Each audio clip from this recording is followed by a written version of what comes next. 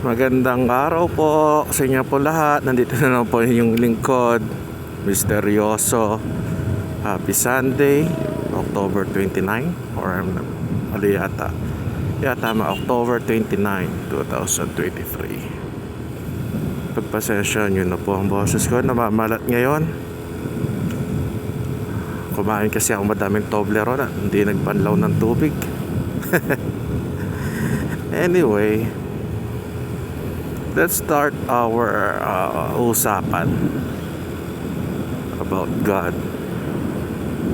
I have 3 points today.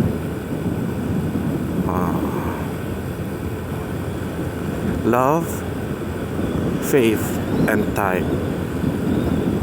Tatlong puntos po yan. Love, faith, and time. So madami nagtatanong. Usually kasi ito ang ginagamit ko pag may nakakausap ako or may sinasharean ako. Usually ito po kasi yung mga nakakalimutan natin ibigay sa Panginoon. Ano po? Which is true. Nakakalimut tayo minsan. At the same time, hindi natin naaalala. Why love? If you love the Lord kasi, ganito po yan. Ang Panginoon, binigay niya po ang bugtong na anak niya sa atin. Okay?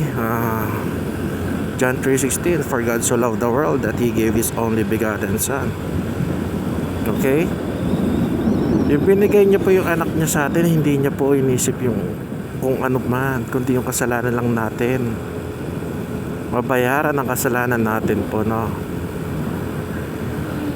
So, why can't you give your love to the Lord? Kasi kung alam ko lang po, sa totoo lang, kung alam ko lang po pag minahal ko ang Panginoon, malalayo ako sa kasalanan. Okay? Dediretso ang aking desisyon sa buhay. Okay? Siguro noon pa, yung bata ako, ginawa ko na po yun.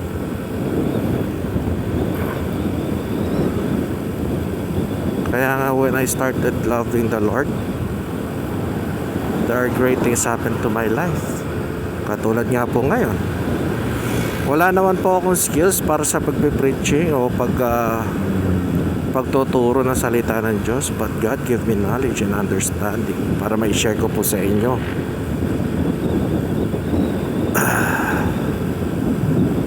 The time I love the Lord God our Savior, ang dami po nagbago. The same thing as with you. If you will start to love the Lord, okay, you're drawing near to the Lord. Malalayo ka sa kasalanan, malalayo sa pagkadapa, sa failure sa buhay. Kahit sino naman ama, di ba, pag minahal siya ng kanyang mga anak, minahal ka ng iyong anak, ayaw mo na pupunta sa mga walang kabuluhang bagay yung anak. Dinediretso mo ang kanyang daanan.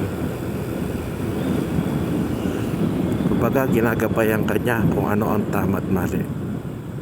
When you start loving the Lord. Yung pangalawa, have faith to the Lord. Kasi po ganito po yan, no? Simplihan lang po natin. Pag wala kang tiwala sa Panginoon, walang mangyayari sa buhay mo. It is true. Magkaroon ka ng tiwala sa Panginoon, magkaroon ka ng buong faith sa Panginoon, at liliwanag ang iyong daan. You will have peace, you will have hope, and you will have joy. Kasi alam mo, may masasandalan ka eh. Alam mo, may matatagpuan ka.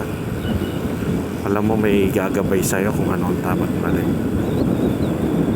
At alam mo, sasagutin niya lahat ng panalangin mo. Mga simpleng bagay na natin nakakaligtaan pag minsan eh, nakakalimot sa Kanya. Yung faith natin nawawala. Katulad nga, sabi ko po dati, minsan yung faith natin nasa sarili eh. Wala sa Panginoon. Mas pinagkakatiwalaan mo pa yung sarili mo kaysa sa Panginoon. Kaya ko to, kaya ko to. Pag doon ka na sa worst of the worst, o Panginoon, tulungan mo ko, di ba? Usual na gawain ng tao. Bakit habang wala ka pa doon ibigay mo na yung tiwala mo sa Panginoon. Iba, kumbaga, give Him everything that worries you, di ba? Alam mo, nasa tama kasi yung mga desisyon ng buhay galing sa Panginoon. Yung mga desisyon mo sa buhay, pag may tiwala ka sa Panginoon, nagiging tama, nagiging right, diba? Ibigay mo sa Panginoon yung healing, ibigay mo sa Panginoon yung worries mo. Sa totoo simplihan ko lang mas ikikwento ko pa sa Panginoon yung problema ko kaysa sa mga kaibigan ko, kasi mas makapangyarihan yung Panginoon may masasagot sa mga problema ko mga kaibigan ko. Hindi ko naman sinabing wag mong iwasan mo yung mga kaibigan mo. Yes, love them as your brother or sister, but in times of trouble, times of worriness, give it to the Lord, and you will have peace, you will have joy, and you know there will be an answer. Tama po ba? Kaya ang sarap ng combination ng love and faith Mahalin mo yung Panginoon ng buong puso mo, mamahalin ka niya pabalik, itatama niya ang buhay mo, ilalayo ka niya sa kasalanan, ilalayo ka niya sa kapamakan. Magtiwala ka sa Panginoon, lahat ng problema mo ibigay mo sa Kanya, at siyang bahala gagawa ng solusyon para sa mga problema mo. Magkakaroon ka ng kapayapaan, kaligayahan, diba? At pag-asa. Sarap, diba? Ask yourself, bakit ko kikimkimin yung problema ko? Kung may Panginoon naman gagabay sa akin at tutulong sa akin. Think about it. Napakasimpleng bagay, minsan nakakalimot sa atin.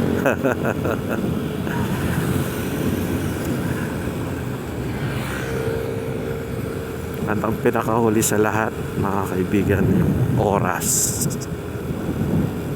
Time.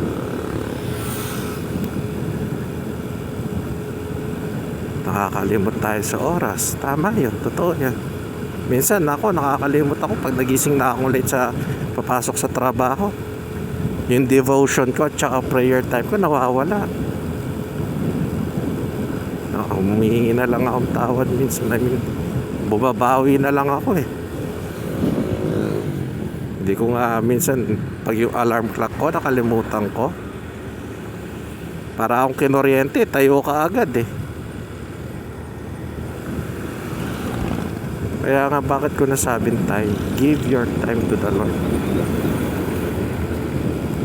Your time for your prayer, time to your Bible study, devotion, serving God, going to church. Time. Kasi pinakamagandang dyan, the more you give time to the Lord, the more God will give time to your blessing. Kung i-spend mo lang yung oras mo, just a simple prayer, bago ka matulog o paggising mo, you know, there will be a blessing sa isang araw na yun. You know, God will provide everything that you need. Kasi hindi mo siya kinakalimutan may oras ka sa Panginoon Yung buhay ko nga yung kinalimutan ko yung Panginoon Talagang may isip mo na lang wala rin blessing Parang umiikot lang sa trabaho buhay ko. Na-experience yun na ba yun yung trabaho ka lang ng trabaho para mabili mo yung gusto mo, para abot mo yung pangarap mo na parang wala nangyayari? You're working 8 hours a day, minsan 12 hours a day. nakalimutan mo na yung oras mo sa Panginoon, nakalimutan mo na siya pagsilbihan. Tignan mo, nakalimutan mo rin magpahinga. Yung magigising ka sa umaga, pagod na pagod ka, kakaisip para sa future, para sa naiipon mo. Isipin mo yan. You're working nonsense, sabi ko ng kabataan, para ako nagtrabaho sa wala. Kasi wala naman ako yung naipupundar. Wala naman napupunta yung pagtatrabaho ko. Pero biruin mo yung time na bumalik ako sa Panginoon. I spend more time to the Lord. Nakakapagbigay na ako ng 10% ko para sa Panginoon. Nakakapag-pray na ako. Nakaka-read na ako ng Bible. Pansinin nyo, yung mga tao may oras sa Panginoon, sila pa yung meron peace, time, and harmony. Sila pa yung ayos yung schedule nila sa pang-araw-araw. Sila pa yung kahit anong problema sa trabaho, sila pa yung masaya. Pansinin nyo yan. One time, yung punta kayo sa workplace nyo, hanapin nyo yung pinakamasayang tao sa workplace nyo. Sila pa yung mahilig pumunta sa simbahan at manalangin sa Panginoon. Real talk yan. Kung sino pa yung hirap na hirap sa buhay, okay, sila pa yung makikita mo sa loob ng simbahan nagkikipag-usap sa Panginoon. At sila pa yung pinakamasaya kaysa sa atin na may trabaho na, may pera na. Hindi ko naman sinasabi lahat gano'n, no? There are sometimes talaga kasi ilbis na isipin nila yung problema nila, binibigay na lang nila sa Panginoon. Lord, kayo na po bahala. They spend time in serving God. They spend time in praying to the Lord. Ang binabalik sa kanila ng Panginoon, kapayapaan at kasiyahan sa buhay. Dahil alam nila may sasagot at may sasagot sa kanilang mga panalangin. Alam nila na may Panginoon gumagabay sa kanila. So, 3 combination na po yun. Love, faith, and time.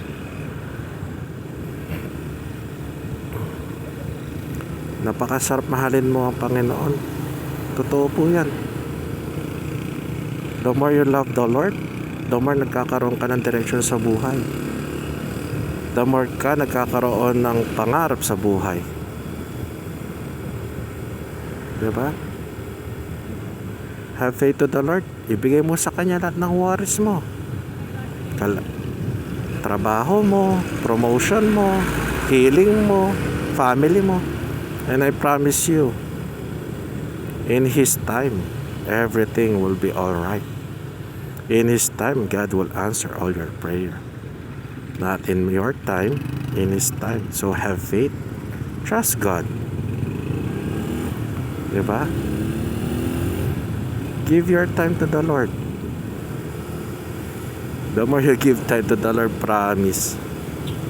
Ako nun, kahit umulan, bumagyo, I go to church. No one can stop me, even my work. Sabi ko nga my first priority is going to church. Second is my work. Kung late man ako dumating, pasensya na. Nakatulog lang ako.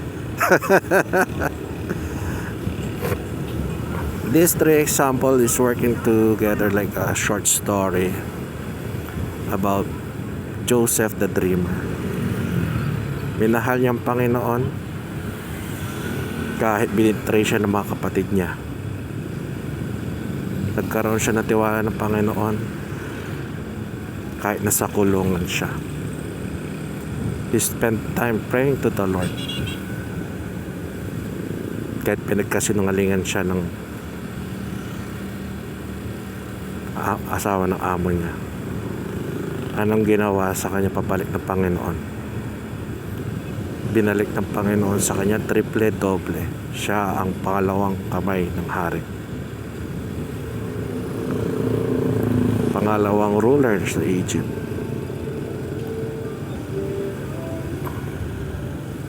Napakasimpleng bagay lang ng mga to, Pero minsan syempre nalilimutan natin.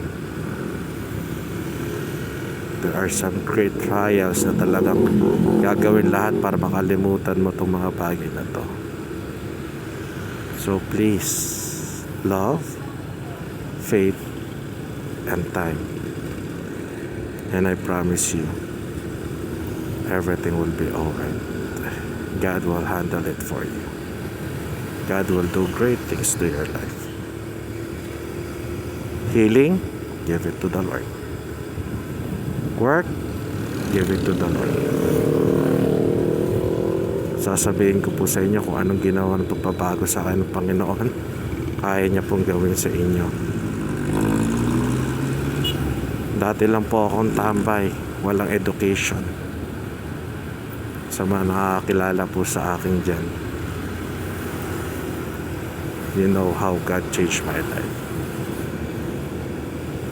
So before I let you go, syempre hindi mawawala ang ating simpleng Bible reading, no? Yung mga verse na sinulat ko while I'm studying. There's 3 points: love, faith, and time. Dali lang. So sabi nga sa John 3:16, He gave His only begotten Son sa sa pagmamahal niya sa tao. Sa faith naman, Romans 15:13, May the God of hope fill you with all joy and peace as you trust in Him. Last is James 4:8. Yung time nga naman, come near to God and He will come near to you. Diba? Come near to God and He will come near to you. So yan lang po yung pinakasimple nating message sa araw po ito. Sana po ay maging blessings po sa inyo for this whole week. Thank you for spending time with me. Okay po, like, share, and subscribe na lang po dito sa channel ko, the Channel of Blessings by Misterioso. May God bless you po. Okay, and have a great day always. Bye for now.